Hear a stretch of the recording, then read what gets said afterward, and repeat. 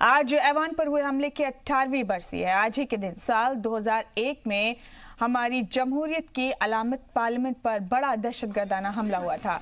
आज संसद भवन में हुए दहशतगर्दाना हमले के शहीदों को खिराज अकीदत पेश किया गया।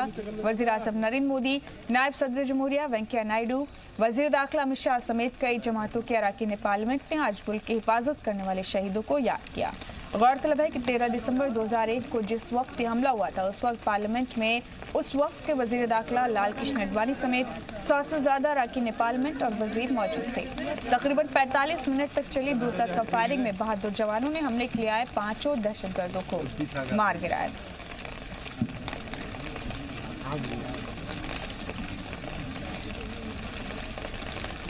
हिंसा फैलाते हैं और आज पूरे हिंदुस्तान में हिंसा है। महिलाओं पे हिंसा हो रही है, नॉर्थ ईस्ट में हिंसा हो रही है, कश्मीर में हिंसा हो रही है, पूरे देश में हिंसा है। और जो हमारी स्ट्रेंथ थी, सबसे बड़ी स्ट्रेंथ थी इकोनॉमी। आज रघुराम राजन जी मेरे से मिले और उन्होंने मुझे कहा कि अमेरिका में, यूरोप में हिंदुस्तान की बात ही नहीं हो रही है, और जब बात होती है इकोनॉमी की बात नहीं होती है। अत्याचार, डिवीजन, हिंसा, इन चीजों की बात होती है। जो हमारा रेप्यूटेशन था वो पूरा का पूरा उड़ा दिया है। ये बातें मैंने कल अपनी स्पीच में कही। नरेंद्र मोदी जी को यह भी जवाब देना है, महिलाओं की बात तो है, मगर यह भी जवाब देना है कि हिंदुस्तान की जो इकोनॉमी थी उसको उन्होंने नष्ट क्यों किया। यह भी जवाब देना है कि हिंदुस्तान के युवा जिनके पास रोजगार था उनसे नरेंद्र मोदी ने रोजगार क्यों छीना। अब मैं बात करता हूं माफी मांगने की। मैं इनसे माफी कभी नहीं मांगने वाला हूं। Thank you.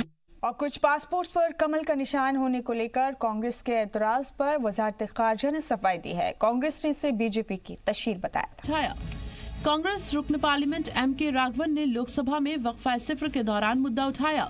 केरल के कोझिकोड में कमल प्रिंट वाले पासपोर्ट बांटे गए। पासपोर्ट में शेर के निशान की जगह कमल फूल का निशान था। कांग्रेस रुकन पार्लियामेंट ने सरकारी इदारों का भगवाकरण करने का इल्जाम लगाया। The newly issued passports from Kozhikode Passport Office, the lotus emblem caused suspicion as it is the election symbol of the BJP as a ruling party in the center, sir. A further saffronization of government establishments. I urge the government that the booklet should be immediately withdrawn and high-level inquiry be ordered in the matter. Thank you, sir. हालांकि parliament में इस मामले को उठाने से पहले कांग्रेस रुकन parliament ने रिसर्च नहीं की थी और कमल का फूल दिखते ही कांग्रेस इसे शक की नजर से देख रही है। हालांकि मामले ने जब तूल पकड़ा तो वजारत खारजा को भी इसकी सफाई देनी पड़ गई। वजारत खारजा ने साफ किया कि कमल कौमी फूल है और पासपोर्ट में इस निशान का इस्तेमाल सिक्योरिटी फीचर के तौर पर किया गया है। मैंने भी रिपोर्ट ऐसी देखी तो जो ये सिंबल है, ये सिंबल ये भी उठ सकता है कि सिक्योरिटी फीचर के तौर पर पासपोर्ट में कमल निशान का इस्तेमाल ही क्यों किया गया है। किसी दूसरे कौमी निशान का इस्तेमाल भी किया जा सकता था। वजारत खारजा ने इस पर भी सफाई दी है। मैं ये भी बता दूं कि लोटस के अलावा और भी सारे नेशनल सिंबल्स हैं जो रोटेशन पे यूज होंगे। तो बेसिकली एक बास्केट ऑफ सिंबल्स हैं और अभी लोटस है तो अगले महीने रखा गया। आशिफ इकबाल हमारे नुमाइंदे लगातार हमारे साथ बने हुए हैं, दिल्ली के जंतर मंतर पर इस वक्त मौजूद है। आशिफ, हम देख रहे हैं तस्वीरें आपने दिखाई हमारे नाज़रीन को, बड़ी तादाद में यहाँ पर जमीयत उलमा हिंद के कारकुनान मौजूद हैं, इस एहतजाज में हिस्सा ले रहे हैं। हालांकि पुरअमन तरीके से एहतजाज करने की हिदायत दी गई है महमूद मदनी ग्रुप की जानिब से जमीयत उलमा हिंद के हवाले से। कितनी तादाद है यहाँ लोगों की आशिफ, और किस तरह का मुजाहरा ये लोग कर रहे हैं, किस तरह के इंतजामात हैं सिक्योरिटी के? अभी देखिए, मैं सीधी तस्वीर आपको दिखा रहा हूँ, यहाँ से दूर से कोशिश जरूर करूंगा कि कुछ न कुछ जरूर आपको तमाम तस्वीरें देखने को मिले और आप समझ सकें कि ये देखिए, जहाँ तक अगर हम संख्या की बात करें, जहाँ तक हम नंबर्स की बात करें तो कम से कम 2-2.5 हजार लोगों से ज्यादा यहाँ पे देखने को मिल रहा है, बल्कि आप 5,000 से ज्यादा कह सकती हैं, क्योंकि जिस तरीके से लगातार लोगों का हुजूम बढ़ता जा रहा है। और आपको मैं बताऊं कि अभी भी ये नंबर कम नहीं हो रहे हैं, नंबर बढ़े ही हैं, बल्कि आप साफ तौर पर आप समझ सकती हैं कि यहाँ पे जो पुलिस फोर्सेज हैं उसकी तैनाती बता रही है कि वहां पे चीजें किस तरीके से अलर्ट मोड में है, क्योंकि दिल्ली पुलिस के लोग हैं, सीआरपीएफ के लोग हैं, आईटीबीपी के लोग हैं, और ये इनको अलर्ट मोड में रखा गया है। आप साफ तस्वीरें देख रही होंगी, आप समझ रही हैं मुमताज कि किस तरीके से यहाँ पे अलर्टनेस बढ़ाया गया है। और मैं आपको बताऊं कि देखिए अभी भी जो झंडे आपको दिखाई दे रहे होंगे उससे आप साफ समझ सकती हैं कि जमात उलेमा हिंद के झंडे हैं, उसके साथ साथ इंडियन फ्लैग भी है। बार बार ये लोग यही कह रहे हैं कि हम हिंदुस्तान के लोग हैं, हम हिंदुस्तानी हैं, हम कहीं नहीं जाने वाले हैं, हम यही रहने वाले हैं, हमारे बारे में इस तरह की चीजें नहीं फैलाई जानी चाहिए। और जो हो रहा है वो सरासर गलत है। हम सीएबी बिल को एक्सेप्ट नहीं करेंगे। सीएबी बिल को बिल्कुल लागू नहीं किया जाना चाहिए, इसको खारिज किया जाना चाहिए। और उसी के एहतजाज में ये लोग तमाम लोग यहां मौजूद हैं और अपनी बातों को रख रहे हैं। आप साफ समझिए इनका विरोध जो है वो लगभग 2.5 घंटे से यहाँ पे जाहिर है। ये लोग लगातार 2.5 घंटे से यहाँ पे खड़े हैं और अपनी बात को रख रहे हैं और साफ तौर पे कह रहे हैं कि हमें हमारा हक नहीं दिया जा रहा है, रोजगार नहीं दिया जा रहा है, हमारे हक की बात नहीं की जा रही है, हमारे हक की बस सिर्फ सीएबी बिल और एनआरसी बिल में लोगों को उलझाया जा रहा है। ये तमाम लोगों से हमने बात की कुछ देर पहले, वो सभी लोग इस तरीके से अपना एहतजाज जता रहे थे, अपनी बातों को रख रहे थे, गुस्सा प्रकट कर रहे थे और गुस्से में नजर आ रहे थे। मुमताज, सिक्योरिटी के किस तरह के इंतजाम है यहाँ पर आसिफ? हालांकि पूरा अमन तरीके से एहतजाज करने की बात की गई है, लेकिन जिस तरह आपने बताया कि ऐसा पहली बार हुआ है कि जंतर मंतर पर जो दुकानें हैं, जो फूड पॉइंट्स वहां पर बने हुए हैं, क्योंकि हम देखते हैं कि सालों से जब भी वहां पर एहतजाज होते हैं तो लोग वहीं पर खाने पीने की अपनी जरूरतों को इस तरह से पूरा करते हैं, लेकिन ऐसा पहली बार हुआ है कि आज उन तमाम फूड कॉर्नर्स को, उन दुकानों को बंद कर दिया गया है। बिल्कुल आप सही कह रही हो। देखिए सिक्योरिटी का जहां तक अरेंजमेंट है, आप सिक्योरिटी के अरेंजमेंट आपको दिखाने की पूरी कोशिश कर रहे हैं हम कि देखिए लगातार सिक्योरिटी के अरेंजमेंट आप देख सकती हैं कि वहां पहले आईटीबीपी, फिर दिल्ली पुलिस और फिर सीआरपीएफ के जवान, यहाँ पे लेडी कांस्टेबल ही मौजूद है, वहां के उनके भी लोग यहाँ पे मौजूद हैं और साफ तौर पे देखिए कि तमाम तरह की तैनाती की गई है, तैयारियां की गई हैं। मैं दुकानों को भी दिखाने की कोशिश करूंगा, मैं कैमरामैन प्रदीप चहल को बोलूंगा कि वो दुकान दिखाएं कि जो दुकानें बंद है वो लगातार कोशिशें हैं कि ये देखिए कि तमाम दुकानें बंद की गई हैं। मीडिया के बंधुओं को भी उस बैरिकेटिंग से बाहर आने के लिए कहा गया है, उसमें एंट्री नहीं है और इस तरह की हिदायत बढ़ती गई है। तमाम तरह की चीजें आप समझ सकती हैं कि कैसे, और आपको सीधी तस्वीर दिखाने के मैं कैमरा प्रदीप को कहूंगा कि और एक तस्वीर दिखाएं, जितनी दूर वो जा सकते हैं, जितनी दूर वो उनके कैमरे का लेंस जा सकता है वो जरूर दिखाएं कि किस तरीके से लोगों का हुजूम यहाँ पे मौजूद है और जिस तरीके से यहाँ पे लगातार नारेबाजी हो रही है, लगातार अपनी बातों को रख रहे हैं। हमने कुछ देर पहले कुछ लोगों से बात की थी, उन लोगों ने कहा कि हमें रोजगार चाहिए, हमें सीएबी नहीं चाहिए, हमें हमारा हक चाहिए, हमें एनआरसी नहीं चाहिए। लोग ये कह रहे हैं कि आखिर हमें क्यों टारगेट किया जा रहा है। इस तरीके से इल्जाम लगा रहे थे सेंट्रल गवर्नमेंट पे। उन्होंने कहा कि इस तरीके से सरकार को हम लोगों के प्रति दुर्भावना से ग्रसित होकर कोई काम नहीं करना चाहिए। और इसीलिए देखिए सबसे बड़ी बात यह है मुमताज की 2 झंडे यहाँ दिखाई दे रहे हैं। एक झंडा यूनियन का है, जमात उलेमा हिंद का, तो दूसरा झंडा हिंदुस्तान का है, हिंदुस्तान का तिरंगा है जिसमें अशोक चक्र लगा हुआ है। और आप समझिए सभी लोग यही कह रहे हैं कि हम हिंदुस्तान के थे, हैं और हिंदुस्तान के रहेंगे, जिएंगे यहीं, मरेंगे यहीं, हम कहीं नहीं जाने वाले। तो इसलिए हमारे बारे में जिस तरह की भ्रांतियां फैलाई जा रही हैं वो बिल्कुल नहीं फैलाई जानी चाहिए। साफ तौर पे लोग कह रहे हैं कि सीएबी की जरूरत नहीं है, एनआरसी की जरूरत नहीं है, फिर सरकार क्यों ला रही है इस तरह के बिल। आसिफ, जमात उलेमा हिंद का ये जो एहतजाज फिलहाल चल रहा है, जिसकी तस्वीरें हम अभी देख पा रहे हैं आपके जरिए, फिलहाल इसकी क़यादत कौन कर रहा है यहाँ पर? देखिए यहाँ पे क़यादत जो करना था वो महमूद मदनी को करना था, लेकिन महमूद मदनी अभी तक नहीं पहुंच पाए हैं। उनके यूनियन के बहुत सारे लोग हैं, जो हम दूर से आपको तस्वीरें दिखा पा रहे हैं कि उनके यूनियन के बहुत सारे लोग हैं। वहां पे मीडिया की एंट्री को बैन कर दिया गया है पुलिस के द्वारा। वहां कहा गया कि वहां पास नहीं जा सकते, वहां पे हंगामा होने का डर है इन लोगों को। ये लोग कह रहे हैं कि देखिए वहां पे हम सिक्योरिटी अलर्टनेस के तहत आपको वहां पे नजदीक नहीं जाने दे रहे हैं। लेकिन ये जरूर है कि जो चीजें करनी थी, मतलब साफ तौर पे महमूद मदनी को पहुंचना था। अगर हम जानकारी भी इकट्ठा कर रहे हैं कि शायद महमूद मदनी पहुंचने वाले थे, जो उनका वक्त तय था, अगर वो पहुंच गए होंगे तो वो भी हमें जानकारी मिल जाएगी।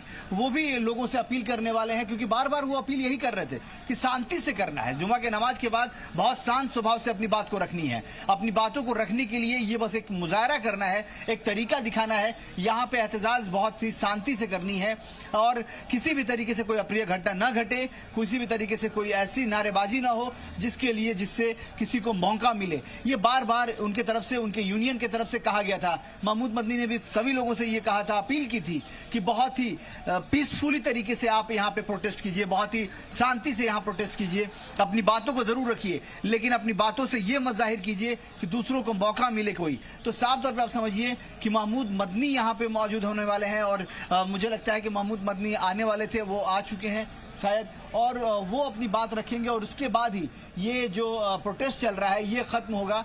और तमाम जो लोग हैं यहाँ से आए हुए हैं, दूर दराज से आए हैं, चाहे नबी करीम का इलाका हो, चाहे पुरानी दिल्ली का इलाका हो, चाहे बाटला हाउस का इलाका हो, ये तमाम वैसे वैसे इलाकों से लोग आए हुए हैं, अपनी मर्जी से आए हैं लोग।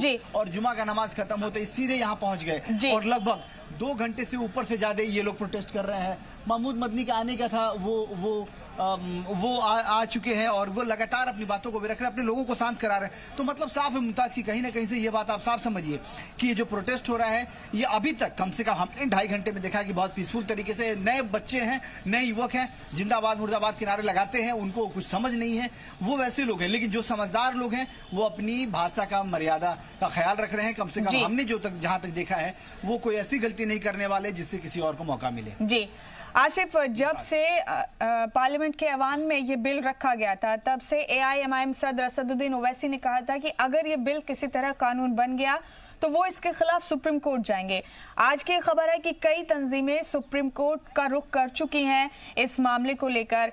क्या जमीयत उलमा हिंद इस मामले में, इस कदम पर मतलब सुप्रीम कोर्ट जाने का सोच सकता है जमीयत उलमा हिंद इस तरह से, जिस तरह से असदुद्दीन ओवैसी बात कर रहे थे? मैं आपको बताऊं मुमताज, मैं आपको बता दूं कि कल ही हमने ये खबर ब्रेक कर दी है। सबसे पहले जानकारी हमने दी, हमारे चैनल ने दी है कि अरशद मदनी ने हमसे एक्सक्लूसिव बातचीत में कहा कि वो इस मसले को लेकर सुप्रीम कोर्ट जाएंगे, बहुत जल्द जाएंगे। उन्होंने कहा था कि मैं सिर्फ इंतजार कर रहा हूं कि ये सदर से जैसे सिग्नेचर होता है, राष्ट्रपति ने जैसे सिग्नेचर करेंगे, जैसे ही ये कानून का रूप लेगा हम इसके खिलाफ सुप्रीम कोर्ट में जाएंगे। और आज दोपहर में इस प्रेसिडेंट का साइन हो चुका है, कानून बन चुकी है, इसलिए ये माना जा रहा है कि 1 दिन से 2 दिन के अंदर सुप्रीम कोर्ट में इस पर फाइल करेगी जमात उलेमा हिंद।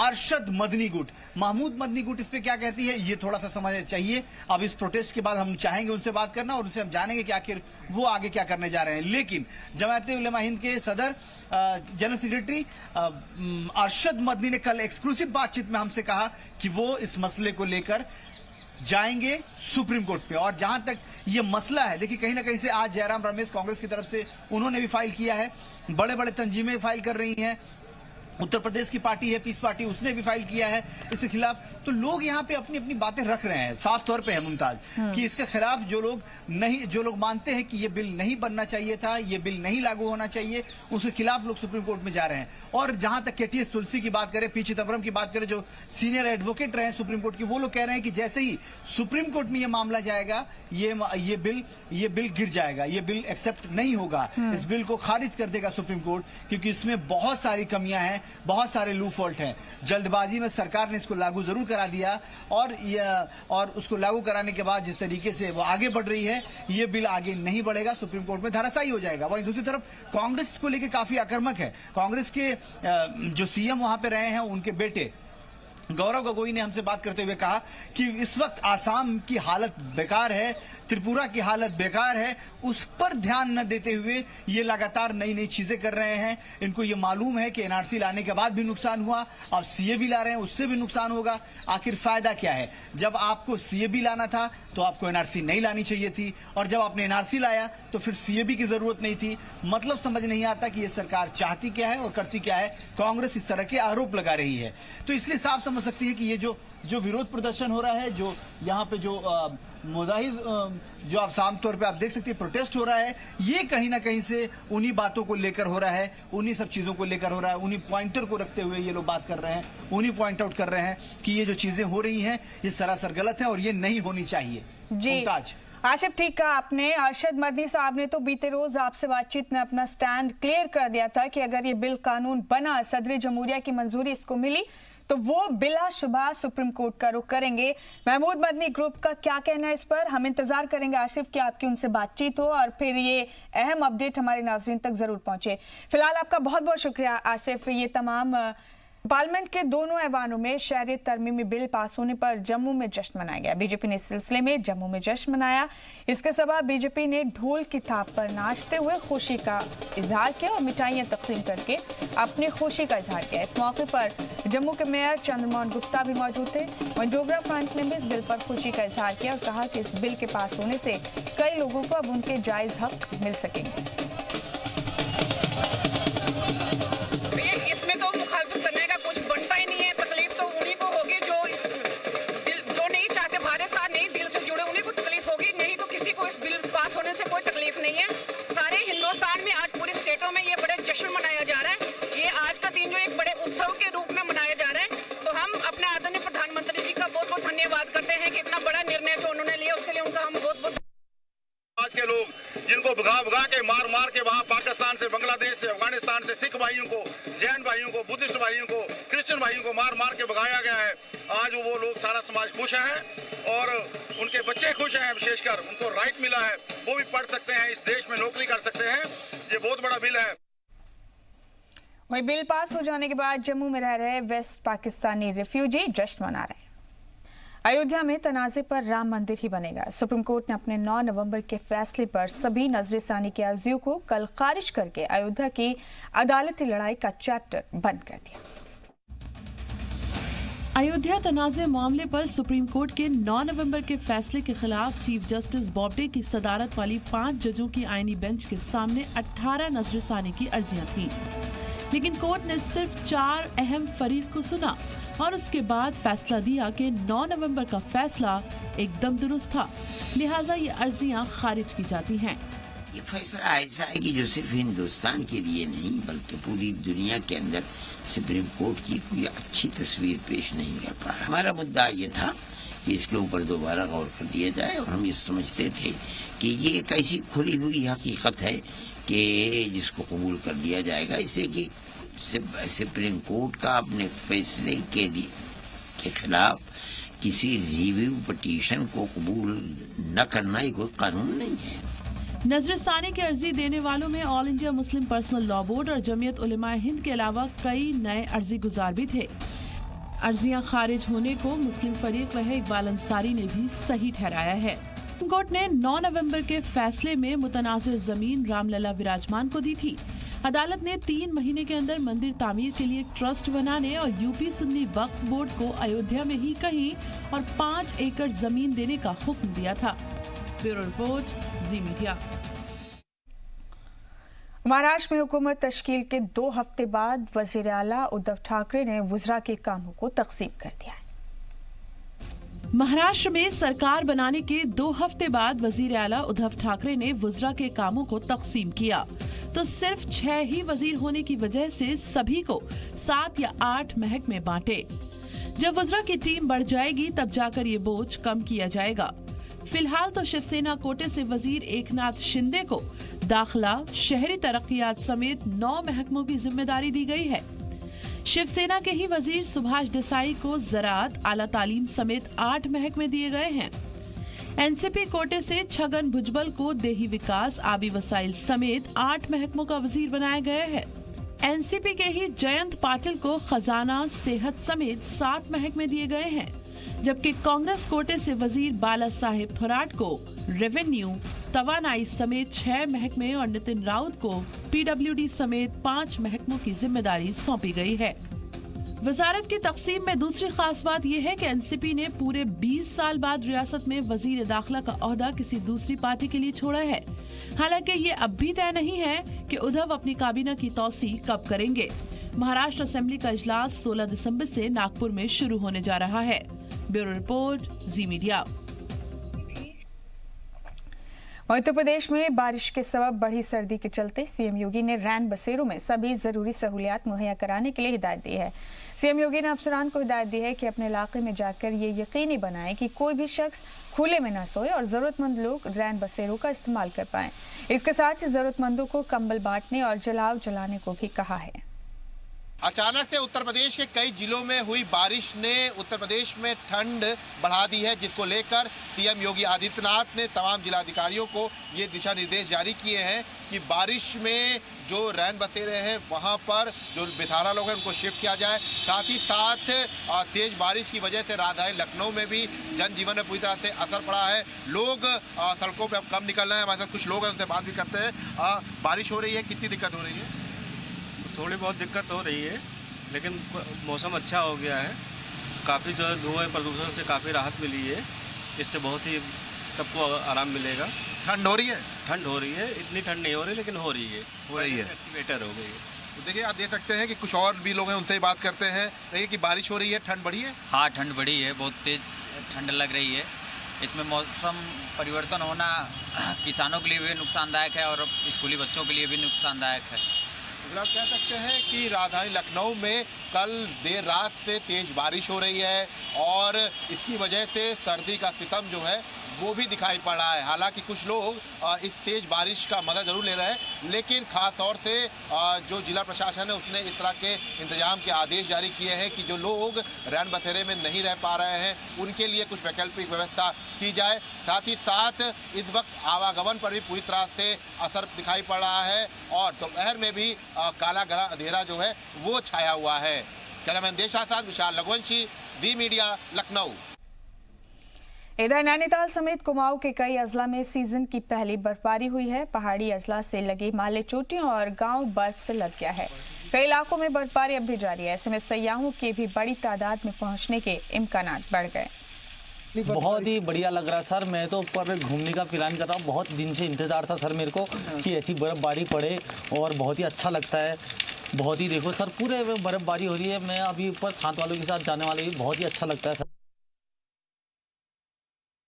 नैनीताल में सीजन की पहली बर्फबारी हो गई है और इस समय आप पीछे का नज़ारा देख सकते हैं। नैनीताल में चारों तरफ की जो पहाड़ियां हैं वो बर्फ़ से ढकी हुई है। अभी भी मौसम पूरा पैक है और जैसा मौसम विभाग ने पहले ही पूर्वानुमान जारी किया था कि नैनीताल, बागेश्वर, पिथौरागढ़, कुमाऊं के जो रीजन हैं उन इलाकों में 2200 मीटर से तमाम जितने भी ऊपर के इलाके हैं उसमें भारी बर्फबारी हो सकती है। ठीक वैसा ही हुआ है। जो नैनीताल की तमाम आसपास की जो पहाड़ियाँ हैं वो बर्फ़ से ढक चुकी हैं। संदीप गुसाई, जी मीडिया, नैनीताल। इधर जम्मू कश्मीर में भी मौसम का मिजाज बिगड़ गया है। माता वैष्णो देवी मंदिर के पास सीजन की पहली बर्फबारी हुई। त्रिकुट पहाड़ पर 1.5 फीट, भैरववादी में आधा फीट, वैष्णो देवी भवन पर 5 इंच बर्फ रिकॉर्ड की गई। बर्फबारी का सिलसिला जारी है। बर्फबारी से मुल्क भर से माता वैष्णो देवी के दर्शनों के लिए आए अकीदतमंदों के चेहरे खिल गए।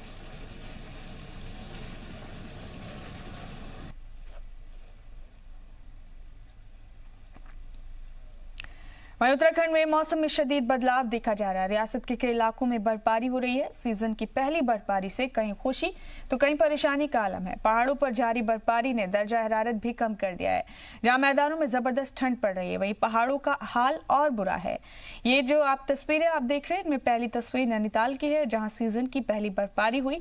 दूसरी तस्वीर हल्द्वानी की है जहाँ बर्फबारी के बाद चारों तरफ बर्फ की चादर बिछ गई है।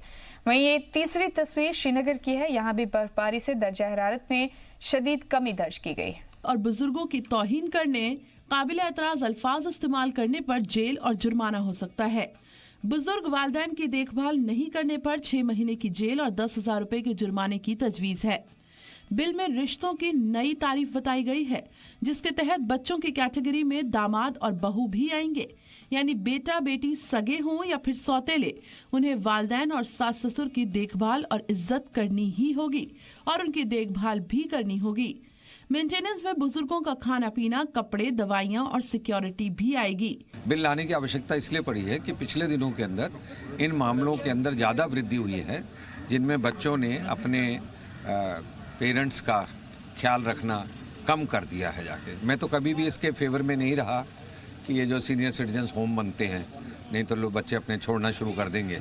तो अब सरकार इस तरफ भी ध्यान दे रही है, ये अच्छी बात है और मैं समझता हूँ इससे काफ़ी फर्क पड़ेगा। बिल में ये भी तजवीज़ है कि मेंटेनेंस ना मिलने पर बुजुर्ग ट्रिब्यूनल में शिकायत कर सकता है या फिर किसी से करवा भी सकता है।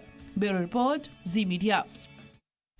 वहीं शादी से पहले अगर दूल्हा और दुल्हन अपनी फोटो शूट कराते हैं तो भला इसमें किसी को क्या एतराज हो सकता है, लेकिन सवाल उठा है, एतराज भी जताया गया है। मध्य प्रदेश के भोपाल में प्री वेडिंग शूट और कोरियोग्राफी पर जैन, गुजराती और सिंधी समाज ने रोक लगा दी है। साथ ही ये भी कहा है कि हुक्म न मानने वालों का समाजी बायकॉट किया जा सकता है। शादी से पहले इस तरह के फोटो शूट्स को सकाफत के खिलाफ बताया गया है।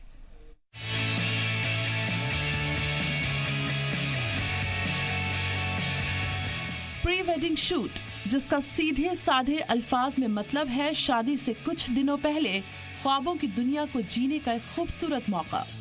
खूबसूरत और मनचाही लोकेशन, मनचाहे कपड़े और शादी से पहले तसल्ली से शूट।